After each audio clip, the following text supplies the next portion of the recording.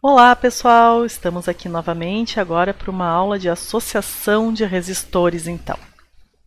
Antes dessa nossa aula de associação de resistores, que faz parte da Física C, a gente vai ver um pouquinho, revisar um pouquinho a primeira lei de Ohm. Eu fiz para vocês um mapa mental bem breve do nosso conteúdo anterior de eletricidade, tá? Que foram as leis de Ohm e a parte de potências. A primeira lei de Ohm, que é o que vai nos importar agora, que vai interessar bastante, e é o que a gente vai precisar para a associação de resistores. É a tensão, que é volts, lembram que está medindo em volts é sempre tensão.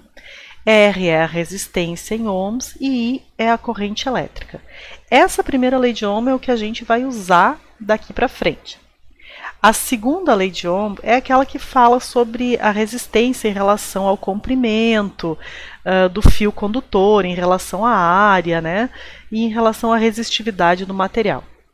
Aqui eu coloquei as três equações da potência que a gente viu na aula passada. Potência, unidade de medida é o watt. E um resumo de consumo de energia, que vocês têm que cuidar um pouco com a unidade de medida de energia, que é watt-hora. Watt vezes hora, tá? Mas a gente agora, aqui ó, URI, U igual a R vezes I, tá? Então, associação de resistores. O que vem a ser uma associação de resistores? É quando a gente pega resistores e coloca vários deles dentro de um circuito elétrico. E os circuitos podem ser muito complexos, gente, mas basicamente eles são feitos de dois tipos, um circuito em série e outro em paralelo. A gente vai estudar separadamente, eu vou fazer um vídeo primeiro do circuito em série, depois eu vou fazer outro do circuito em paralelo. Vamos começar com o circuito em série. O circuito em série é quando as resistências elas estão uma depois da outra conectadas em cima do mesmo fio. Elas estão sobre o mesmo fio, o fio não se divide, não tem uma bifurcação, nada do tipo. Então, o que acontece? Se é o mesmo fio, corrente elétrica é aquilo que percorre, que anda dentro do fiozinho, né?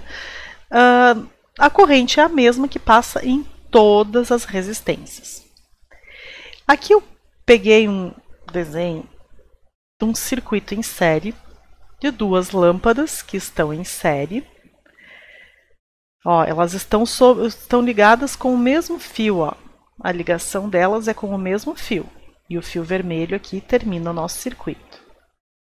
Num circuito em série, no momento que uma das resistências é tirada do circuito, ou ela se rompe, ou ela estraga, algo do tipo, momentaneamente, pessoal, nesse exato momento, o circuito deixa de funcionar. Então, se eu tirar essa lâmpada aqui do circuito, todo ele deixa de funcionar. Tá? É uma característica bem importante do circuito em série. Circuito em série, se a gente retirar uma das resistências, o circuito para de funcionar. Aqui eu tenho então o desenho de um circuito em série. O circuito em série, então, se vocês repararem aqui, bem à esquerda, o mais e o menos aqui, isso aqui é o símbolo do gerador. O gerador é aquele que vai nos dar a corrente elétrica, né? Vai fazer com que a corrente elétrica circule dentro desse circuito. Lembrando que o sentido da corrente elétrica vai do positivo para o negativo. Então, a corrente elétrica sai aqui do azulzinho. Esse aparelhinho que aparece aqui, o nome desse aparelhinho é um voltímetro. O voltímetro ele mede os volts, ele mede a DDP, a tensão. Então ele está dizendo aqui, esse aparelhinho foi colocado para ver qual é a tensão desse gerador. A tensão desse gerador é 120 volts. Cada negocinho verde desses aqui no circuito representa uma resistência. E agora eu vou pegar e vou colocar o voltímetro em cada resistência. Olha, eu coloquei aqui e eu vi que a tensão nesse resistor aqui é 20 volts. Agora eu vou colocar no outro resistor. Olha, coloquei no outro resistor. Nesse resistor a tensão medindo ali no aparelhinho, encontrei 40 volts. E no outro resistor, encontrei 60 volts. O que eu posso concluir fazendo essa medição?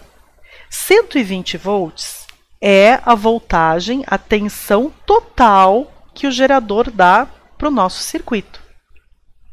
Em cada resistor não vai 120. Ó, cada resistor está indo uma voltagem diferente de 120.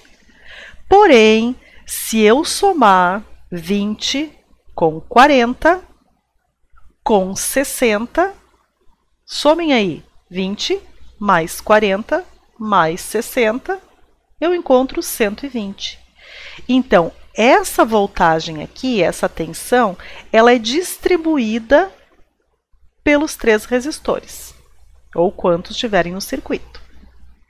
Tá? Então, a voltagem não é a mesma que tem em cada resistor. Agora, eu vou medir a corrente elétrica que passa. Olhem bem, agora eu coloquei esse aparelho aqui, que é um amperímetro. Amperímetro serve para medir a corrente elétrica. E eu coloquei ali e ele me disse que tem 2 amperes de corrente elétrica que chega aqui nesse primeiro resistor. Eu coloquei o amperímetro aqui para saber quanto de corrente elétrica está chegando no segundo resistor e descobri que é 2 amperes também.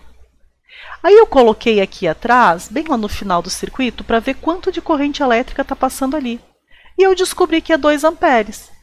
Ou seja, o que eu consigo concluir com isso? Que é o mesmo fio, ó, é tudo o mesmo fio, todos os pontos passam exatamente a mesma corrente elétrica. Então, a corrente elétrica é a mesma, mas a tensão se divide entre as resistências. Essa é a característica de um circuito em série. No circuito em série, pessoal, tanto no série quanto em paralelo, a gente substitui todas as resistências por uma só. Podemos fazer essa substituição. Quando a gente faz isso, a gente diz que está fazendo a resistência equivalente. É quando a gente tira todas as resistências e coloca uma só no lugar.